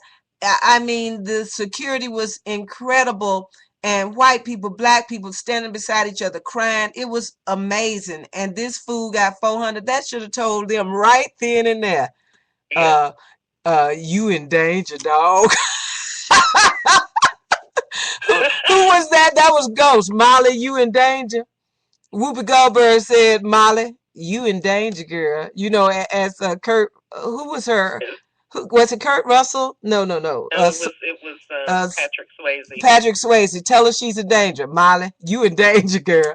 I should have told John McCain right then. John, you in danger, boy. There's no way you can win this. But when he chose this hooker, hey, look, the Republicans call our president and Michelle all sorts of shit. I can call that girl a hooker. It ain't got to be true, although Jackie does get on me about lying on the show. What's the lie I tell the most, Jackie? Picnic. Don't even go there. Listen. Well, you know where I got that lie from, though, don't you? I know. Don't text him. Don't call his name. Okay, listen. You are listening to Let's Talk About It. We're going to take a short break, and we're going to get DJ Barry K. Jackson out of Kansas City, Missouri on the line because he wants to get in on this conversation. And we will be right back. You're listening to the wild and wonderful Brenda White and the uppity and well-read Jackie Lambert. And this is Let's Talk About It. Separate us from this love that we are. We're all made of the same stuff everywhere, from Mother Earth to the stars. Ooh, we swim in this ocean. We all share the air that we breathe. The only thing that separates us is what we've been taught to believe. But don't you be deceived. Oh yeah, we are one. We are one. We are one.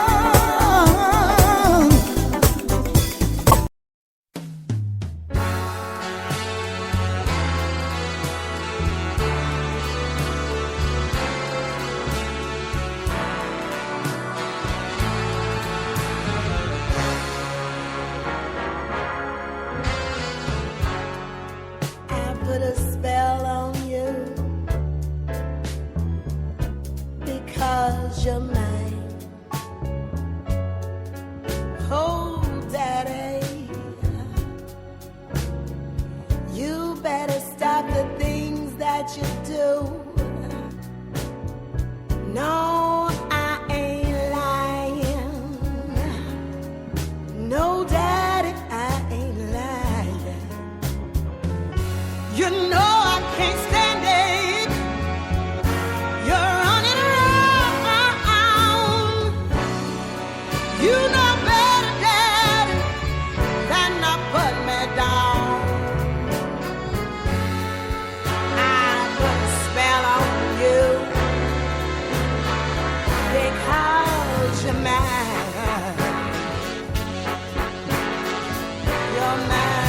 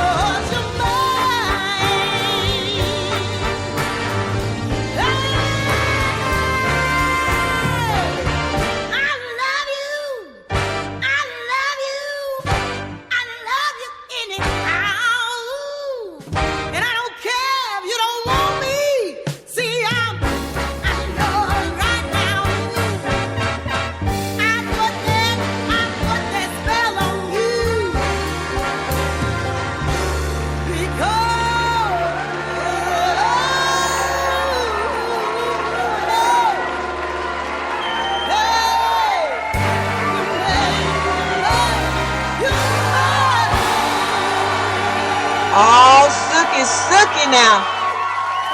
Oh, that is my new BFF, Miss Jenny Latrice Perez. I put a spell on you. Her CD was released December the 18th. And if you love jazz, or if you want to get your mama a nice birthday present, or your daddy, if they love jazz, this CD by Jenny Latrice Perez, this jazz CD is off the chain. Okay, so do your mama and your daddy a favor if they love jazz and go pick up this CD. Janine Latrice Perez. I'm sorry, I call her Jenny, but the name of the CD is just Janine Latrice Perez. But honey, she been here before. Okay, so we're back you're back with the wild and wonderful Brenda White, the uppity and well-read Jacqueline Lambert, and joining us on the line and who's just gonna chime in and help us fuss and talk about this is Barry K. Jackson out of Kansas City. Barry, what's the FM station you work for? I work for radio 90.1 FM KKFI. Okay, I listened to your show the other day as you had as you call him, your favorite drummer online. Very interesting stuff. You know, I love that kind of stuff. That was, Mike Clark. Yes.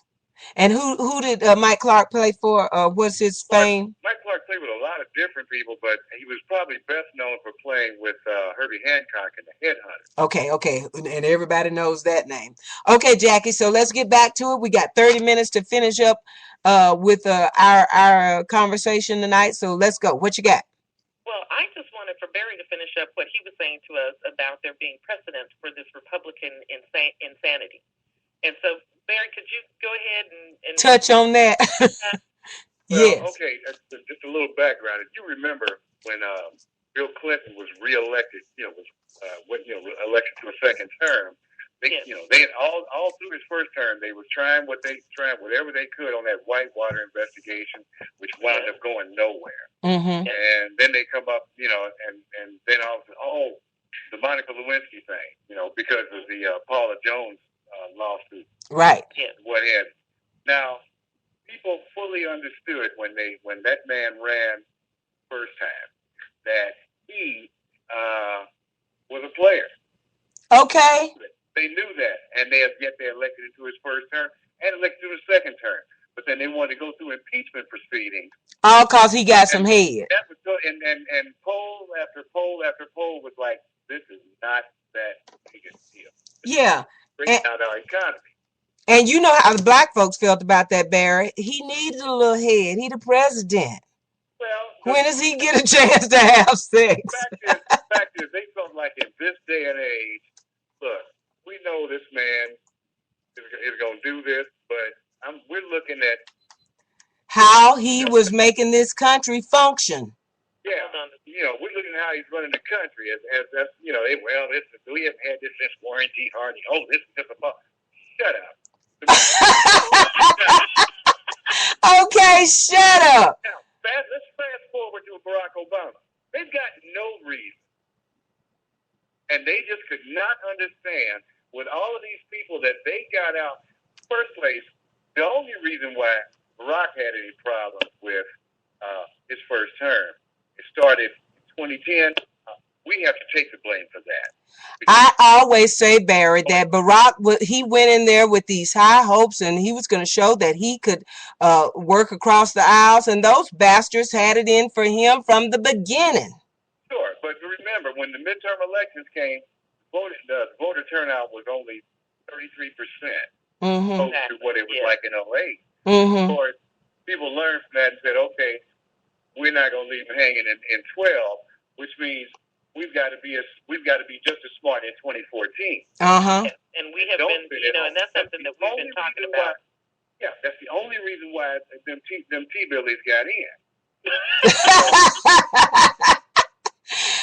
Okay, hey, Barry, that's like Jackie and I. Jackie comes on. I put on the air the day, and I introduce her as my cohort, and I say to her that there's a big story, a headline that California gives us the creeps. And Jackie was wondering what I was talking about. And I said, you guys in San Diego elected a Tea Party judge that hates Obama and blah, blah, blah, blah, blah. And Jackie said that's because they only had like a 20% turnout. But Jackie said, but the next time his ass won't make it. Well, when Todd Aiken from Missouri ran against Claire McCaskill, Yes. her Senate seat here in 2012, the one that talked about legitimate rape. Oh, yes. We know him well. Yeah, we had a homegrown moron, and what a lot of people don't know is Claire McCaskill's campaign actually backed him during the Republican primary because they knew he was an idiot. That's right. And she kept her mouth shut on whatever people were trying to ask her to comment on it. And she wanted that bastard. She wanted to run against him. And she kept her mouth shut until he refused to back out and until that deadline passed. And then, boy, 5 minutes after that deadline passed, she had a commercial running on his ass. And old Mitt Romney was like, you just got to get out of the campaign. You got to get. No, I'm standing my ground. Okay. Yeah, we loved it. He was one of our favorites here, wasn't he, Jackie? We wanted him to stand his ground, too. He stood his ground, and he was only standing on one foot because the other one was in his mouth. Yeah, we liked him. We were so glad he stood his ground and kept talking like a damn fool. We loved him here. But Jackie, okay, so go ahead now and give us your next. You had a couple other things you want to get to before we finished up tonight, and Barry and I'll chime in with you.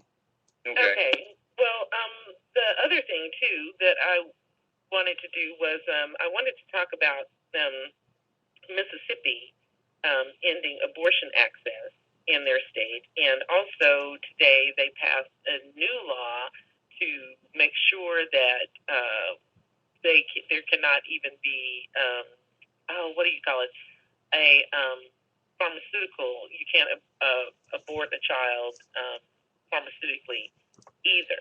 Oh, but Barack Obama taking our freedom. Wait, you mean as in the morning after pill? Yes. Anything else? Are you? Yeah. And so, if you would play my commentary. Yes, Jackie. That's what that is about. Barack Obama taking our freedoms. Yeah, and so then we can talk about that afterwards. Okay. Okay, Jackie. Before I play this, let me just say again.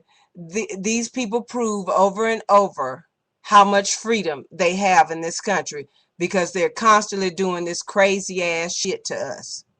This is amazing. Okay, so as you know, y'all, I always play in the background as Jackie's commentary is being heard. Our baby, Cheyenne Anthony, from his State of the World 2012 CD, Makes Me Wanna Holler. So let me start with that, and then I'll bring Jackie in.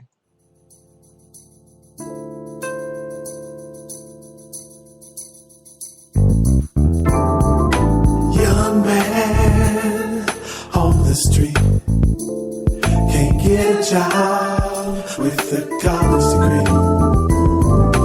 Poverty everywhere, billions spent, don't know where. Taxes and gas too high, lower income levels pay the price. Diseases everywhere, pollution all in our air. Hello everyone, and welcome to Miss Uppity Speaks. Today's topic, the value of life. The only remaining abortion clinic in the great state of Mississippi stands on the verge of closure because it was found to be in violation of a restrictive new state law. Mississippi's Republican lawmakers have openly stated that the legislation, which requires the clinic's doctors to gain admitting privileges at local hospitals, is aimed at closing this clinic in order to end abortion in the state. What makes them believe this will end abortion in Mississippi? What it will actually do is end the ability for women to get a safe abortion and put many more women's lives at risk. One of the central tenets of Republican political thought is that government has an absolute duty to the preservation of life. And because they place such a premium on life, they can never condone abortion under any circumstance. It is important, however, to look beyond their unqualified opposition to abortion and ask this question. If you believe in the preservation of life yet to be born, shouldn't preserving life after birth be just as important? For instance, is a pregnant woman whose life is endangered by carrying a pregnancy to term entitled to self-preservation? Or is she expected to forfeit her life for the sake of an unborn child who may or may not survive after birth? And what about the concept of personhood? Many Republicans would like for the government to recognize the, quote, personhood, unquote, of a fertilized egg, giving it the right to life, liberty, and property under the Fifth Amendment to the Constitution. It makes you wonder what liberty and property a fertilized egg would be entitled to. Does the womb in which the cell reside become property? And since this property is within a woman's body, does that woman become the personal chattel of the fertilized egg? And if a pregnant woman is reduced to personal chattel, does she lose her rights as a citizen? Or does she simply lose her citizenship altogether?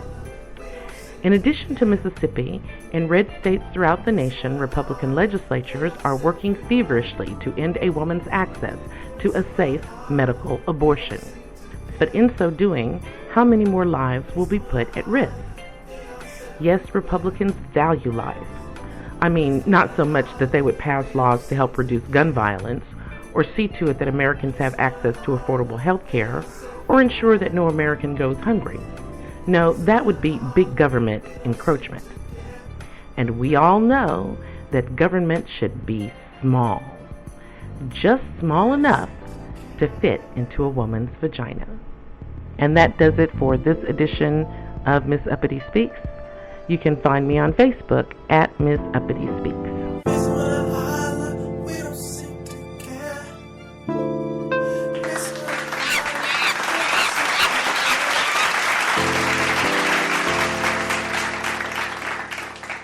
Oh, Jackie, that was fantastic. Me and the monkeys loved it. Well, I'm sorry. What did you say, Barry? Here's the thing I was going to say is this. That's just another example of, I know earlier you all were talking about how the Republican Party feels like they need to take more advantage of the internet and social media and all of that to get their message out. That's not the issue. If that's what they think is going to turn things around for them, no, it's not the method of getting their message out. It's the message. It's the message, Barry. Will somebody please slap them and tell them that? If they say one more time, we got to change, we got to get our message out. You got your message out, you bastards. That's why we did not choose you. You can't continue to try to talk about how you want to have more control over a woman's body, and you can't push Reaganomics on us anymore. No. I don't care how much you rebrand it. That's what it comes down to. I don't care how much you change the tone. We got the message. It's male chauvinism, states' rights, and Reaganomics. That's all it comes down to. Oh, that is very well put. Yes. Oh, I'm sorry. Go ahead. Jackie loved that. And on top and back to their resistance to Obama.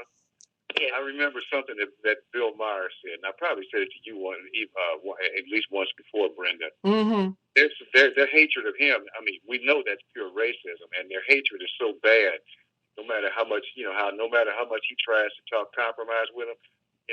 He finally figured out he could compliment them on their beautiful smile, and they would shoot themselves in the face just out of spite.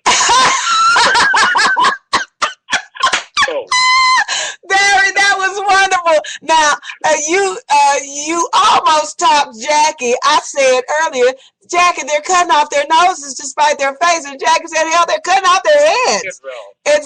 So what I'm saying is, I don't think they want to spend the money on the axe. Since they love their guns so much, they just shoot themselves in the face. Yeah, I mean, there's nothing Barack Obama. I mean, when Judge Roberts ruled in favor of health care and made it the law of the land. I mean, these grown-ass senators, men, never speak to him again. Are you serious? Yeah, they were. Hate him. What, Jackie, he said he had to get security, didn't he? Yes, and which is really sad because they're one branch of the government who's never really had a lot of security around them, the Supreme Court justices. Well, Obamacare is spreading across the land, and thank God. But Jackie, I want to get back to your commentary. I thought that was absolutely wonderful. You know, this is always my thing.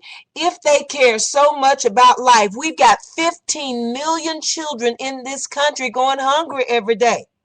Yeah. So you care so much about it. You want to pass all these laws to make sure that we never destroy life, but you won't feed the lives that are here. Yeah. Get them here and let them little bastards suffer. What's going on? That seems to be their thinking, Jackie. When they get here, you know you ain't shit, especially if you're a brown one. Yeah. And that is amazing to me. How the Christian fellowship persons can follow these people in the name of Christianity, and I just don't understand it. You've got women and children right now that hadn't had a meal in a day or two. Well, we know that that's not really Christianity they're practicing anyways. No, hell no, it's not. No, you know, I just keep in mind these are the folks that, you know, they talk about, you know, our forefathers came over here to practice religious freedom. That's because nobody where they was at was going to go along with what they wanted to do with their religion. So okay, there's obviously something wrong with them. And so, and their religion is simply all about ruling over somebody else, dragging some woman by the hair back to their bungalow to screw them. Yeah, I can think of a few other things, but I'm gonna keep it clean. Now you can say whatever you want to say on this show because we're on the internet. You know, we don't have FCC rules. Well, it's evident that they had they had to make laws. Somebody had to just come in and just make laws against bestiality because they were going nuts with it. See, that's why they really don't care about you women because they figure, shoot, we got all these animals out here. We got these deer, we got these sheep. Okay. Now, see, wait a minute. Okay, no. I'm sorry. We just have to stop. Okay. There, I love it. No, there you. What, Jackie? No, Brenda. No. Right now, we just have to quit it. Why?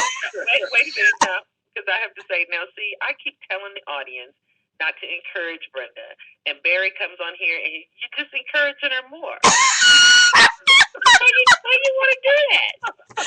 Okay, because Jackie already know that I'm out there. Because Barry, I am constantly saying. I mean, I started off the show with this bastard that was on this committee. They're questioning Hagel, you know, and now he could have spoken to the brotherhoods of the Zuzu tribe. He could have spoken to Hamas. He could have received that $200.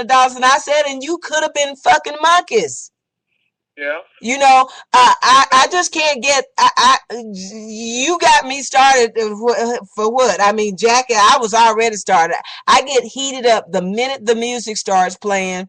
I watch TV all day, MSNBC, and I'm cussing all day, and I can't wait to start cussing and for so many other people who have to hear this bullshit. Yeah, well, when you stop and think about it now, they just had. Now, I just looked at the news today. That fool Senator Larry Craig from out of Idaho. Yeah. See, what I'm saying, my point is that there is no limit to their depravity anyway. Mm-hmm. Now he's done, and you know, and he got caught messing around with that, you know, trying to signal this police officer that he wanted to get. Yeah, tap. Wait a minute. He got ready to. Okay, so when he got busted. He pled guilty. Then he come up, oh, no, I changed my mind. I can't do that. A lawyer. He didn't know what they meant. And the judge told him, shut up.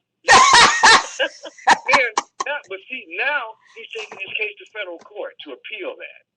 Yeah, he says he didn't understand, even though he's an attorney and a senator. Exactly. He didn't understand what the police were telling him.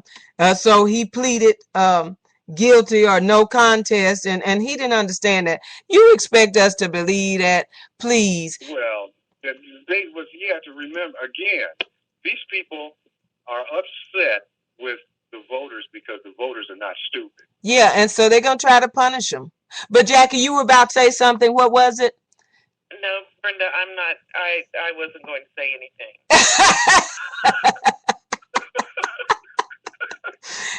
What she's just listen, Barry. She's just sitting there praying that you and I will stay in control. But Jackie, we've got about 10 minutes left, and we definitely want to. You had a special dedication you wanted to do. Well, not a special dedication. I just wanted to remind everyone that today marks the 1-year anniversary of the murder of Trayvon Martin. That's right. Amen. And you called it exactly as it is and was, the murder of Trayvon Martin. And I always like to I always play the song Young, Gifted, and Black in his honor. And I will do that at the close of the show. Instead of ending with We Are One, I will play my tribute song to Trayvon Martin. Well, I was going to say there's one that you can add to your playlist just to send a message that no matter is one by the main ingredient. Black seeds keep on growing. Oh wow! I'm gonna have to grab that one up, Barry, because I love to play these songs that send a message and say something. And I always hope that some young Black person will. I hope they ain't paying attention to my cussing, but I do hope that somewhere they listen and kind of get involved. I mean, because Jackie and I, we were involved when we were young kids. That's just the way it was in our family. You know, when I was 15, we missed a whole semester of school because we staged a sit-in to say that we wanted Martin Luther King's birthday to be a national holiday. We staged a sit-in, and honey, the white policeman in our little town and the firemen and Billy Bob and any goats or horses that they could get came and beat us and tear gassed us in the lobby of the school and ran us outside in 28-degree rain and sleet and beat us left and right. And we boycotted the whole semester. Our job every morning was not going to school, but it was going and closing down our town of Mariana, and we did that. Well, we managed my sophomore year of high school, since one of our more aware and militant seniors, who was a close friend of mine and former state legislator, Lloyd Daniels, we just got rid of our principal. Yeah. And our method was civil disobedience, mind you. The city, he doesn't try to he's so afraid of. He comes into a predominantly Black school and just wants to talk about sequestered himself off in his office. He wouldn't come out. Hey, Jackie, go ahead there. And so there was he made no effort to relate to us at all. And so this ain't the place you should be, dog. Hold on. No, I'm just telling Brenda to hold on so I can hear what else you're saying, Barry. Go ahead. Okay. And when we wanted Black studies to be introduced into the school, there was just so much against it. Well, found out we had some teachers that were on our side too, and it just got too much for him. Mm-hmm. We were interrupting school board meetings, PTA meetings, school board meetings. We took them to the wall on it. And y'all was special. Finally, we had some teachers just said, "Oh hell, we're just gonna go on here." And that's why, no matter how much I tried to not pay attention to the ancient Egyptians, that's why I found out who Akhenaten was. Okay. Because one of our white teachers decided, you want to learn Black history? You're not gonna just learn Black American history. We're gonna take it all the way back to Africa. Oh wow. Yeah. Yeah. That was impressive. He wasn't a favorite of that particular principal, but there was just, I guess the man just had so much tenure, there was nothing he could do about it. He finally just said, "No, I'm going to another. I'm transferring to another school. I cannot have this." Well, I'm glad for him. You know, you shouldn't have come there if you didn't have the right mindset and knowing you were going to be a principal of a predominantly black school. But Jackie, speaking of Trayvon Martin, the trial of George Zimmerman begins. When is it? June 10th? Well, that's when the trial is scheduled to start, but in April they're having a stand your ground hearing. You know, every time I hear this, it makes me mad. Because this had nothing to do with standing your ground. That some bitch stalked that kid. Yeah. Well, yeah, that's the way. He stalked him as he told the lie that he attacked him at his truck and beat his head in the sidewalk. Then where was the truck when he was killed? Yes. Well, because he ran this kid off into this neighborhood, and he was between buildings at the back doors of these condos, and there was no street to be seen, there was no truck to be seen, and he said, "I'm following him." Well, and they told him not to. And they told him not to. Right. And this is amazing. Every time I hear this stand your ground, this didn't have a damn thing to do with standing your ground. You had a gun, Trayvon did not, and he did not accost you. No. Yeah. No. Okay, well, no. you know, I'm looking on the CNN site right now, and they have something really interesting up on their site that they just put up, like, you know, a few minutes ago. Mm-hmm. That is 5 things that you may not know about the Trayvon Martin case. And one of them is, remember, Zimmerman said that Trayvon had handled his gun. What? He had put his hands on his gun, you know, trying to take the gun from him. But according to the test results, that's not true. No Trayvon fingerprints or DNA. No prints and no DNA. Mm-hmm. So we know that's not true. Mm-hmm. The other thing is that as of January 2nd, his fund had raised $314,000. George Zimmerman's legal defense fund. Yeah. Had raised $314,000, and you remember when his lawyer came to court looking for a delay. You remember what I told you? They're just looking for a little more money. Uh-huh. That's what they need. They just, you know, and when the case is not in the public eye, I'm sure their money goes down. And Jackie, you know, it made me so bloody mad because his daddy, his mama, his wife, all on the phone with the judge. They couldn't come to court because they were so afraid for their lives. And they all sat there and lied to that judge. Oh, yeah. And then the judge doesn't punish them. It doesn't punish them worth shit. Yeah, and then the other thing, too, is that Zimmerman is also suing NBC. Oh, yeah. For what? Ruining his reputation. He's suing them for, I guess he's suing them for slander. Yeah, he said they called him a racist. The alleged coverage led to death threats against Zimmerman. Just NBC's coverage, right? Yeah. In other words, you send somebody out to go speak for you who can't speak. Damn about it. They get torn up on camera. Yeah. Now, was that Uncle George? Uncle George. I'm not sure which that Negro, yeah, he had this Uncle George. Uncle George said that he known him all day. He was like a son to him. And that's when Lawrence O'Donnell just tore him. Wait a minute. You talking about that line jockey that got out there and spoke for him. Yeah, that was Uncle George. And Lawrence O'Donnell and Charles Blow, they told him, they set him up, they tag teamed his ass. Yeah. And humiliated him. It was a wonderful day. That was the most wonderful thing, and we didn't see Uncle George no more. Well, why are they just suing NBC? I mean, I have no idea why just NBC. He made a fool out of himself. Yeah, I think was it Lawrence O'Donnell that got a hold of him on MSNBC? No, that's right. That's who got a hold of him. Lawrence O'Donnell and Charles Blow. But he made a complete fool of himself on CNN and the other networks too. Yes, so he did. I'm like, And he lied. Every time he opened his mouth, he lied, and they set him up with them lies.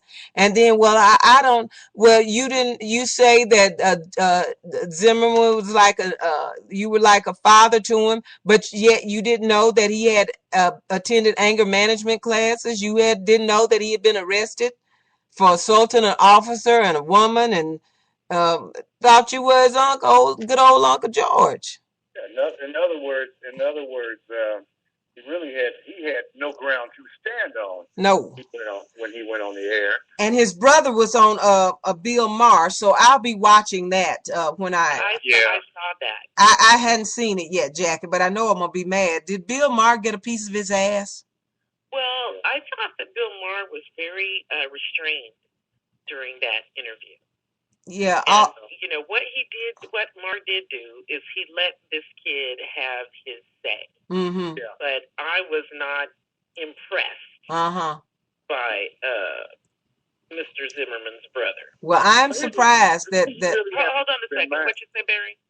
The thing you really have to keep in mind, it's really not even. It's really not as much about this particular trial, this on trial.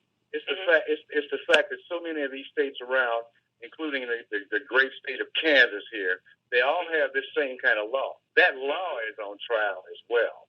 Mm-hmm. Oh, it is. It is. It very much is. So because these politicians have scared the hell out of these people, these white folks out here.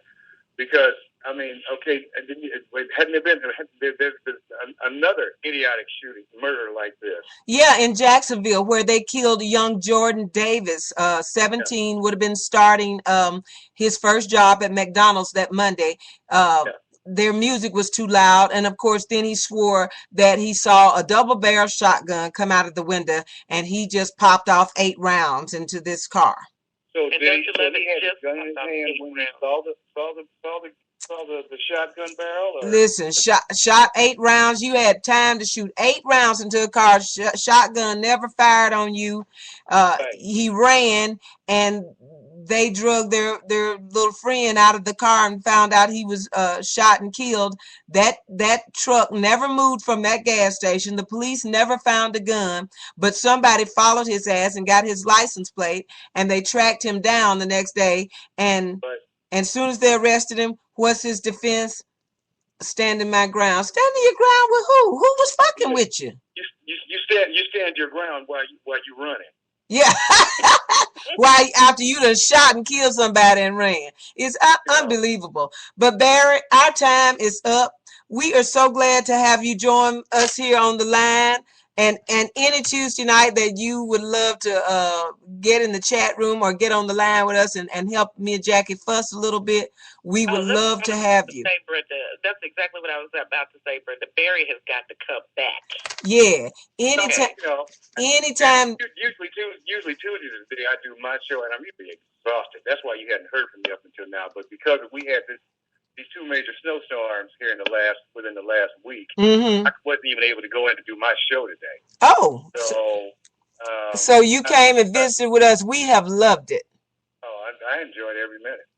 Jack and I loved it. Well, you and I found out that we each were a little crazy on Facebook from reading each other's posts, and we always have a good time doing that. And so the moment I saw you and you came up with a good excuse, Jack and I rack our brains trying to figure out why the Republicans do the shit they do. And you gave us a good reason, because Jackie was baffled, and she's an analyst. She's the analyst here at this show. Well, low voter turnout always works in the Republicans' favor, and it has done so for I don't know how long. And that's why they try to keep turnout. Yeah, that's something that we have certainly talked about before, and just like you were saying about the 2010 and 2014 elections. Yeah, that's something that we have discussed, and we've been letting our folks know that if you don't do anything in 2014, you need to get your ass out. You need to get your ass out here and vote.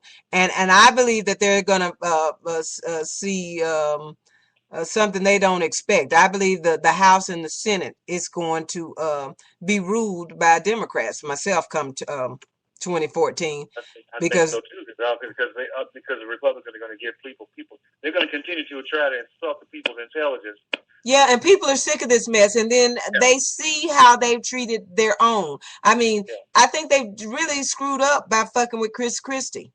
Yeah, without a doubt. Because he's looking more like just a moderate, normal person. They're making him look reasonable. Yeah, they're making him look reasonable, and if you don't follow in line and say the crazy shit that we want you to say, who else do you have? They had nobody. Chris Christie was the only viable candidate that they would have had.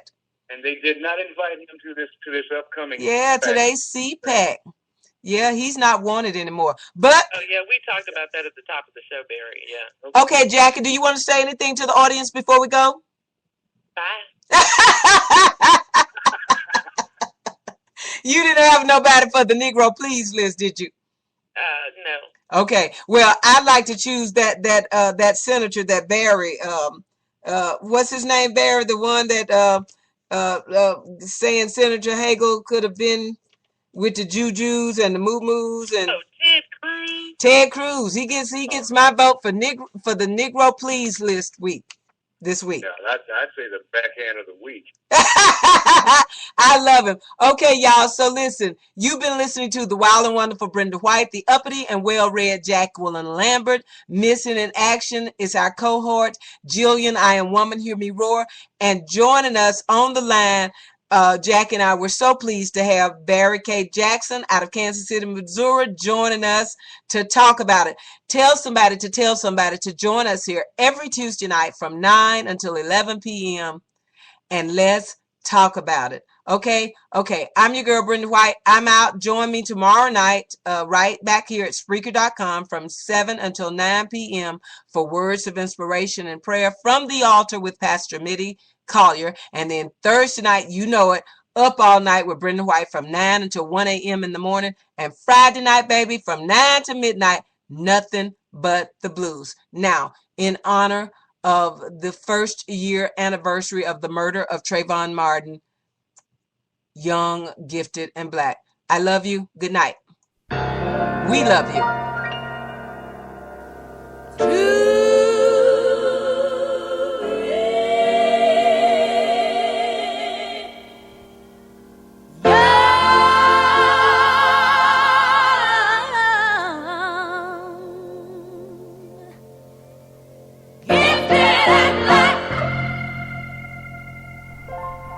Hello, everyone, and welcome to Miss. We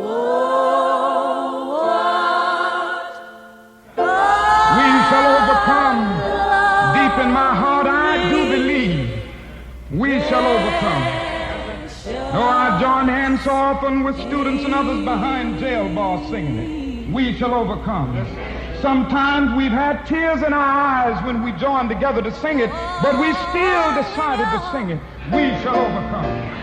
No, before this victory's won, some will have to get thrown in jail some more, but we shall overcome. Don't worry about us. Before the victory's won, some of us will lose jobs, but we shall overcome.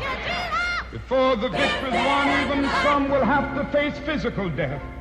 But if physical death is the price that some must pay to free their children from a permanent psychological death, then nothing shall be more redemptive. We shall overcome. Before the victory's won, some will be misunderstood and called bad names and dismissed as rabble-rousers and agitators, but we shall overcome. And I'll tell you why. We shall overcome because the arc of the moral universe is long, but it bends toward justice. We shall overcome because Carlyle is right. No lie can live forever. We shall overcome because William Cullen Bryant is right. Truth crushed to earth will rise again. We shall overcome because James Russell Lowell is right. Truth forever on the scaffold, wrong forever on the throne. Yet that scaffold sways the future.